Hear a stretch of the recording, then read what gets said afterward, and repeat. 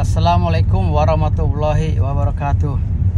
Jadi alhamdulillah hari ini saya akan kembali ke Polda Metro Jaya.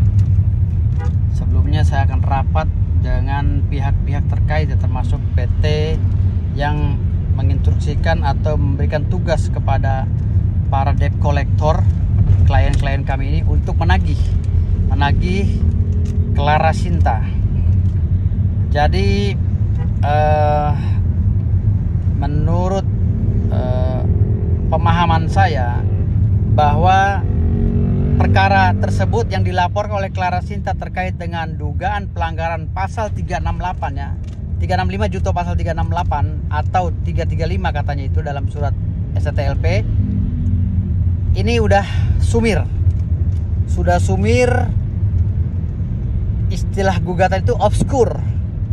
Artinya udah kabur ini gugatan. Kenapa? Karena dari pihak Clara Sinta sudah melakukan perdamaian dengan pihak NSC selaku pemilik PT Jasa Keuangan yang menginstruksi dan menugaskan debt collector klien kami untuk menagih Clara Sinta. Artinya sudah ada perdamaian mereka. Clara Sinta sudah membayar utangnya, ya. Nah, debt collector pun saat ini akan meminta agar kasus ini ditutup. Yang kedua, NSC pun sudah mengembalikan BPKB mobilnya. Gitu. Artinya di sini dalam laporan yang dilakukan oleh Clara Sinta terhadap pihak-pihak termasuk debt collector sebagai klien kami, ini saya anggap gugur demi hukum. Nah, makanya saya meminta pada pihak Polda Metro Jaya segera mengambil keputusan karena Clara Sinta telah melakukan kegiatan yang merugikan klien kami, debt collector. Karena debt collector ini resmi, perusahaannya jelas, ya kan, dilindungi oleh undang-undang dan lain-lainnya. Artinya di sini debt collector bukan preman. Nah, saat ini Clara Sinta ingin menerapkan pasal 368, ya, patut diduga Clara Sinta dengan mengelabui leasing, dia menebus BPKB mobil untuk bahan dia sebagai barang bukti atau alat bukti dia di kepolisian, memperkuat laporan dia karena laporan dia sebelumnya ditolak. Mengingat polisi mungkin menganalisa bahwa ini masuk dalam undang-undang atau ranah fidusia. Tetapi setelah dia tebus BPKB ini, nah laporan dia diterima oleh Polda Metro Jaya. Namun di sini perlu saya jelaskan bahwa tempus delicti, locus delicti, peristiwa hukum ini terjadi pada saat Clara Sinta ya melalui dona Maradona menganggunkan atau menjaminkan BPKB mobil New Alphard putihnya itu ke leasing NSC. Gitu loh. Jadi saat itu belum ada hak Clara Sinta untuk melaporkan klien kami, debt collector. Karena kolektor atau debt collector sedang menjalankan tugasnya sebagai debt collector, menjalankan program jasa penagihan yang dilaksanakan oleh perusahaan mereka, perusahaan penagihan. Jadi NSC selaku perusahaan pembiayaan memberikan tugas penagihan kepada PT debt collector, ya, PT LNI. Lalu para kolektor melaksanakan tugas sesuai dengan surat tugasnya. Mau dicari kesalahan apapun, tetap debt collector dan PT LNI tidak bisa dipidanakan. Apalagi digugat, tidak bisa. Ya digugat masih bisa mungkin, tapi kalau dipidanakan tidak bisa. Kenapa? Karena semua masuk dalam lingkup Undang-Undang 42 tahun 1959 tentang fidusia. Di situ ada pasal 15 ayat 1, 2, 3. Baca. Bahwa setiap jaminan fidusia adalah ya di bawah penguasaan atau kekuasaan si kreditur.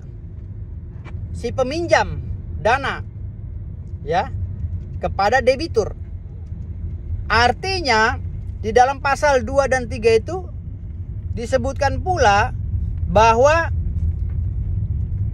kreditur bisa menguasai secara paksa objek, barang atau benda itu tanpa harus menunggu putusan pengadilan. Itu pasal 15. Dituangkan juga dalam pasal 29 Undang-Undang Fidusia tahun 1949. Undang-Undang Fidusia nomor 42 tahun 1949. Nah, di sini nggak usah lagi berstatement bahwa harus ada putusan pengadilan. No. Karena putusan Mahkamah Konstitusi yang menyatakan bahwa putusan pengadilan itu mempunyai kekuatan tetap untuk menjadi bahan acuan para debt collector menagih kliennya atau menyita barang kliennya. Itu sudah terbantahkan dengan adanya judicial review yang dilakukan oleh para pihak. Nah, di sini putusan MK itu sudah kembali kepada pasal 15 dan pasal 29 Undang-Undang nomor 42 tahun 1949 tentang fidusia.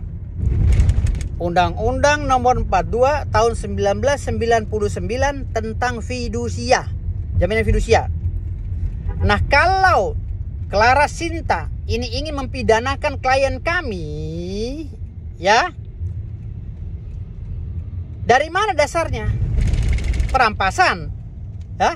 Yang dirampas mobil kamu. Lah, kamu sudah damai sama orang yang menyuruh kami nagih dengan PT NSC.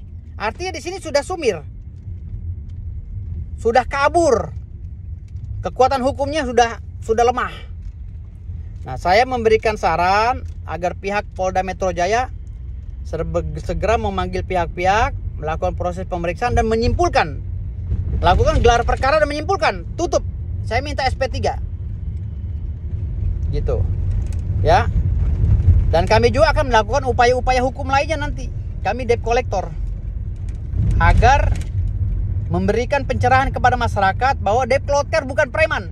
Debt collector bukan preman. Debt collector adalah perusahaan, karyawan-karyawan yang ada di perusahaan yang dilindungi oleh Undang-Undang Ketenagakerjaan dan undang-undang lainnya. Jadi jangan coba-coba bilang debt collector preman. Ya. Debt collector adalah karyawan yang resmi seperti karyawan yang lainnya. Jangan halangi dan hambat urusan penagihan kolektor. Jangan coba-coba menghambat, ya. Karena ketika Anda menghambat, Anda sama dengan mematikan dapur orang, dan Anda sama dengan melanggar hak asasi manusia. Jangan coba-coba melanggar. Biarkan saja debt collector menagih. Jangan ngutang kalau nggak punya duit, ya. Jangan minta ngambil barang kalau nggak punya duit, ya. Jangan sok-sokan pakai barang mewah kalau nggak punya duit buat bayar, ya. Udah ngutang ditagihnya ngomel-ngomel lagi. Malu dong itu, pakai mobil mewah ngutang, ya. Bayar, kalaupun ngutang ya bayar, gitu. Karena klien kami ini, debt collector ini kemarin sudah mengarahkan, ayo penyelesaian ke kantor, gitu. Dan kenapa setelah masalah ini rame, ya kan, klien kami dilaporkan perampasan, padahal klien kami sudah mengarah ke kantor. Yang ujung-ujungnya si Clara Sinta ini pergi ke kantor juga melunasi pembayaran itu. Mungkin mau ngakal-ngakalin gitu loh, agar laporannya masuk. Nggak bisa, bos. Jangan dipaksakan. Ingat, saya akan lapor balik dengan pasal 220, 317, 318. Ingat, laporan palsu. Anda sudah mengetahui barang ini sudah digadekan, tapi kenapa Anda laporkan? Kenapa Anda tidak mau mengurus ini ke kantor, malah melaporkan klien kami? Ingat Clara Sinta. Ingat, kami akan lapor balik nanti. Kami nggak diam. Dan ingat, sekarang klien kami ditahan di Polda Metro Jaya. Kalian harus tanggung jawab untuk memulihkan namanya. Saya sebagai kuasa hukum tidak terima. Ingat, kami akan lakukan upaya hukum lain. Ingat itu, ya. Harus segera damai, harus segera cabut laporan, karena ini dipaksakan juga percuma. Terima kasih. Wassalamualaikum warahmatullahi wabarakatuh. Sukses selalu.